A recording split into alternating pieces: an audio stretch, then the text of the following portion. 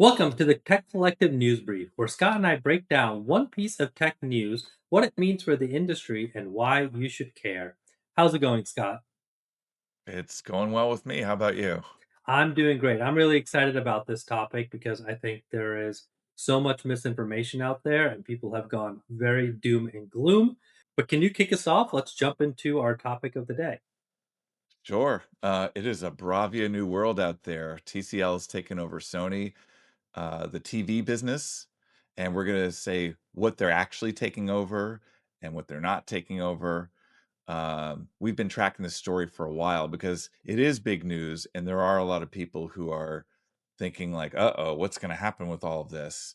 So it's official. They've named this new company Bravia, the TCL Sony TV business, Bravia Inc.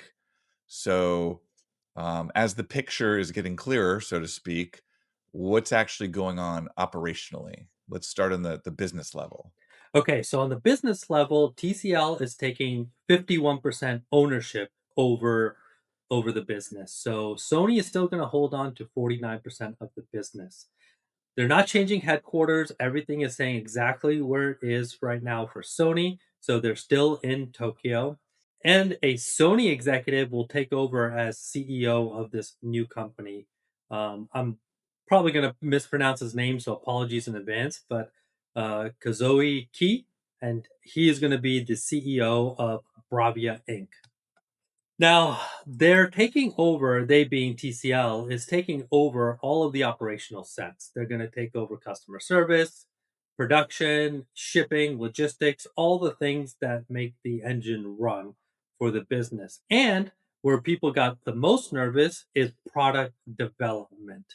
Now, I don't see this as much of a big deal as I think some people are making it out to be. I think it's actually going to be good for the industry. But do you have any initial thoughts? Like when you first heard this story, Scott, like what was your gut reaction? I don't tend to look at things from a business vantage point as much as a consumer when it comes to this stuff, being TVs. And so I just thought like, wow, that's interesting. TCL taking over Sony to me seemed like if Hyundai took over BMW. Like it's an interesting thing. They each have their reputations, and I was trying to just make sense of like how does this work and what does this actually mean? So TCL is going to be the majority stakeholder, and my understanding they're taking over the actual consumer TVs. They're taking over home theater audio, so things related to TVs. But then there's also the projection and the commercial displays, which to me is just like jumbotrons in Times Square and all those really big That's basically monitors. it. Yeah, that's basically it. What's really big about this is because Sony has their Sony reference monitor that is used by Hollywood and used by all these colorists. They've always held this purity marketing term as well as what they've done from an engineering standpoint. So I think that's where a lot of people are getting nervous. But yet remember, TCL owns their own manufacturing facility. Sony does not. So now, if you start to think about it from a business standpoint and where it's going to help customers, potentially the price of Sony TVs might start to come down, or they might start to get more competitive because they don't have to go buy panels from LG or from Samsung. They don't have to go to another manufacturer to make their products, right? They're buying SoCs from other companies, but now if they start bringing things under the same roof, they can really streamline the making of the TVs, which means to me it's going to help the R&D team because now they're like, hey, we have to make this compromise because getting this chip is going to be too expensive.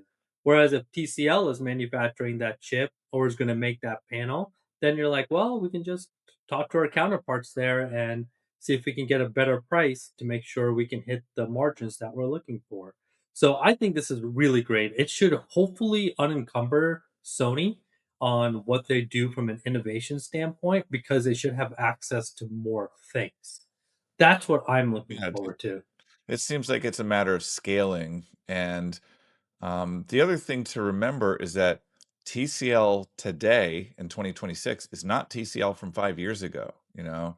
They were kind of a bargain brand, like Vizio, TCL. You think of these as being even Hisense as being like, "Oh, it's great quality, it's good enough quality, but you're gonna pay less." It's still that. It still has that reputation, but the quality is going up.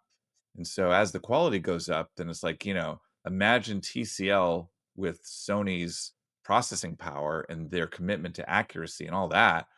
That's exciting. And imagine Sony with TCL's scalability and their ability to make things that are affordable. Yeah, that's what I'm excited about, right? TCL and their X11L for the 2026, and now they're getting into SQD LED TVs, and at the same time, Sony is launching their RGB mini LED TVs.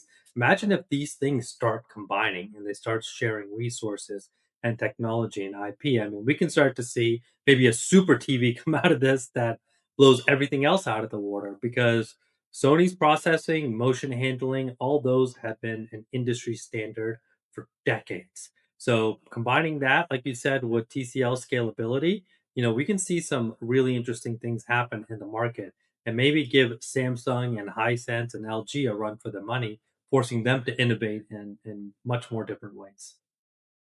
Yeah, anytime we see something that forces innovation, that's a good thing. Um, but it's not all smiles and rainbows. I think some people are nervous and skeptical. One of the things I think I've seen is that people are nervous that Sony is going to just like step away from OLED. What do you think about that? I don't think they're gonna step away from OLED completely, not in the sense of where people were saying it's dead. I think they're gonna have to make some changes, right? Because again, Sony was buying their OLED panels from Samsung, right? They're using QD OLED panels. If Samsung decides to stop selling those panels to Sony, there's nothing Sony can do about them. They'll have to source it somewhere else. This might give TCL the advantage to say, you know what? Maybe we spin up our own OLED panel manufacturing and help Sony out here, right? These are the type of things that can really help the company. The other thing, the folks jump into this doom and gloom like it's going to happen tomorrow. I mean, the deal is signed, but nothing goes into effect until April of 2027. So everything that's set for the TVs from a technology standpoint in 2026 is already done. It's in the bag. Those TVs are being made, and we're going to start to see more and more stories come out around Sony's TVs this year and their technology. 2027 CES, I think that's where we'll start to get some inclination of where things might start to shift. But until 2030, I don't think we see anything real. And then we can kind of look back and say, was this net positive or not? And I think it's going to be net positive personally, but it's going to take several years before we see the full impact of this. Yeah, and I'm curious because in the old days there was a lot to see in the Sony booth at CES. It was huge. It was like the size of a small town. And lately, the last couple of years, there hasn't been much. They've been showing off that electric car uh, collaboration, and so I'm curious, like, what's going to happen with TVs? Are they going to actually be showing new stuff or concept stuff? And I'm guessing that even this coming the CES 2027. Probably not, just a guess, but, um, No, I just wanted to go into, like, we mentioned the whole OLED thing, but are there other things that are causing people to be nervous or skeptical? Like, what else could go wrong here? Like, how if this doesn't pan out as well as it could, then what could happen in the market or happen with TCL Sony? yeah, great question. So the worst case scenario, I think, in most people's minds is just TCL swallows up everything Sony. The brand goes away completely, and there's one less competitor in the but that's the worst case scenario. I don't think it's going to happen.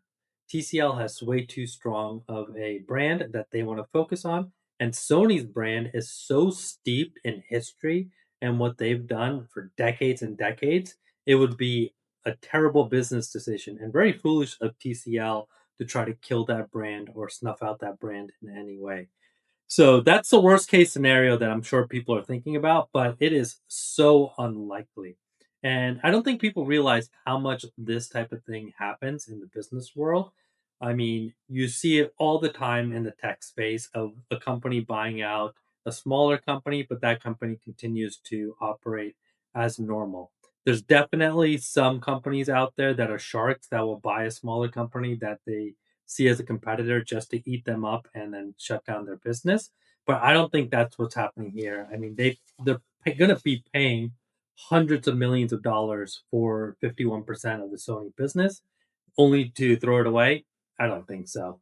Um, I think the biggest thing that people should keep an eye on, which is happens at any company that transitions like this, is customer service might be tough for a little while, right? Because they're not going to know who's responsible for what fixes, what needs to happen, different changes in policy. I'd be curious to see if next year Sony changes their warranty policy. Those are the type of things we want to look out for. But they're going to be so small and nuanced that for most people, they're going to fall under the radar.